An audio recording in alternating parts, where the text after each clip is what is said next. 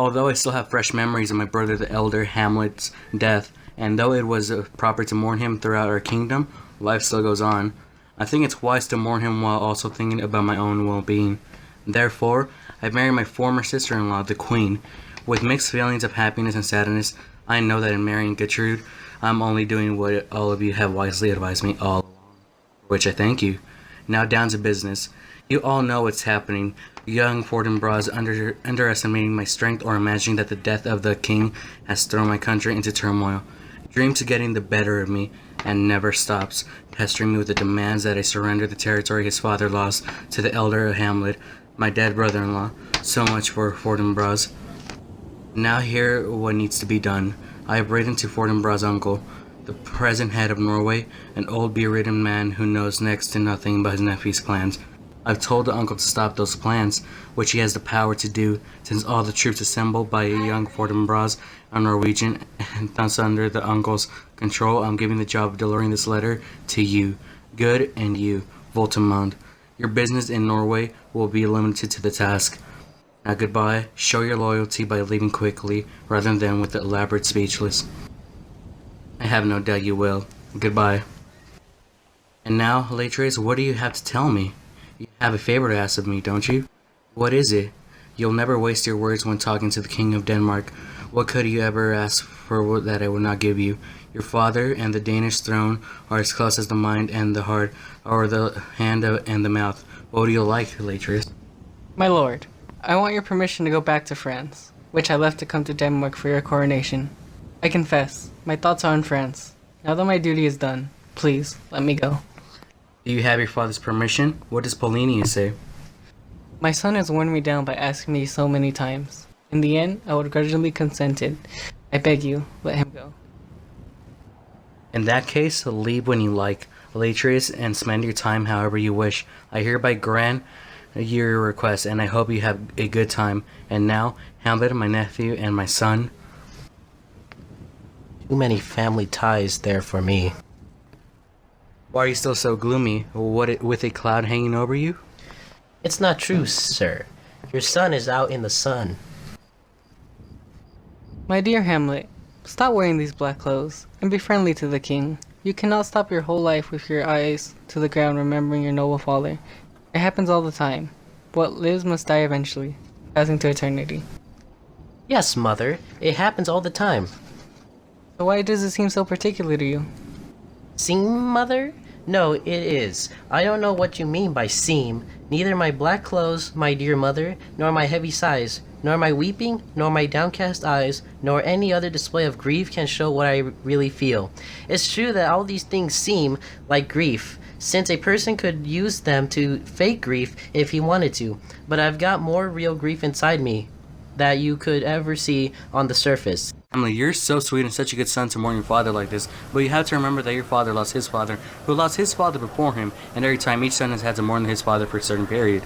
Please answer my prayers, Hamlet, and stay with us. Don't go to Wittenberg. I'll obey you as well as I can, ma'am. Oh, that this too solid flesh, would melt, thaw, and resolve itself into a dew, or that the everlasting had not fixed his canon against self-slaughter. Oh God, God, how weary, stale, flat, and unprofitable seem to me all the uses of this world. Fiant of five, 'tis an unweeded garden that grows the seed. Things rank and gross in nature, possess it merely, that it should come to this. But 2 months dead, nay, not so much, not 2, so excellent a king that was to this Hyperion to a satyr, so loving to my mother that he might not beteem the winds of heaven, visit her face too roughly. Heaven and earth, must I remember? Why she would hang on him, as if increase of appetite had grown. But what it fed on, and yet within a month, let me not think on't, frailty, thy name is woman. A little month, or ere those shoes were old, with which she followed my poor father's body, like Niobe, all tears.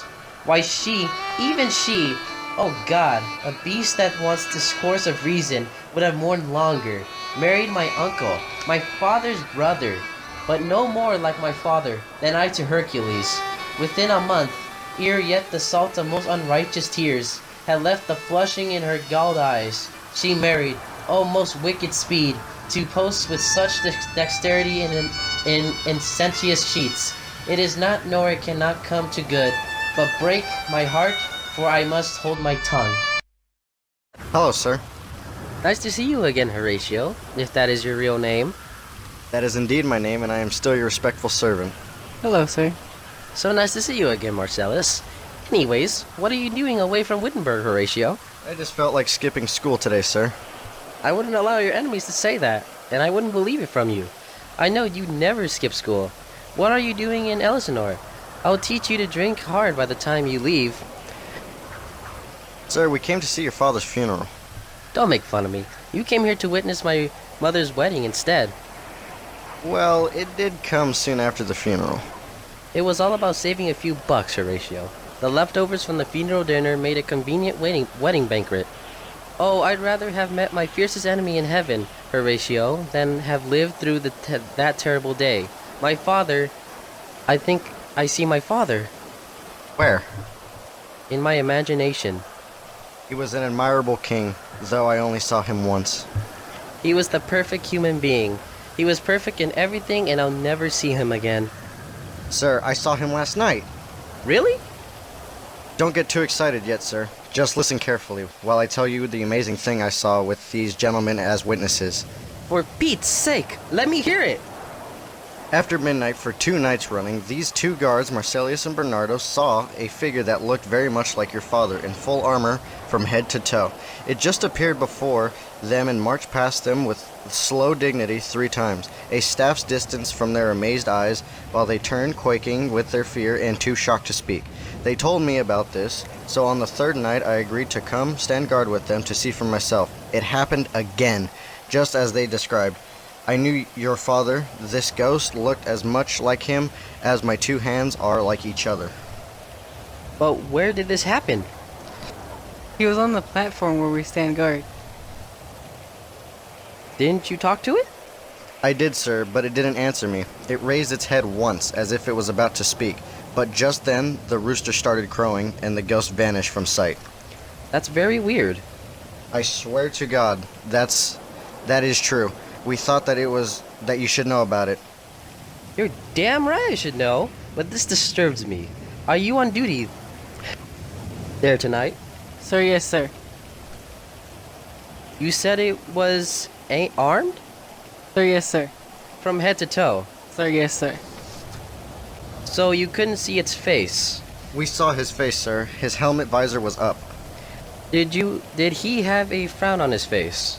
He looked more sad than angry. Was he pale or did he had a red face?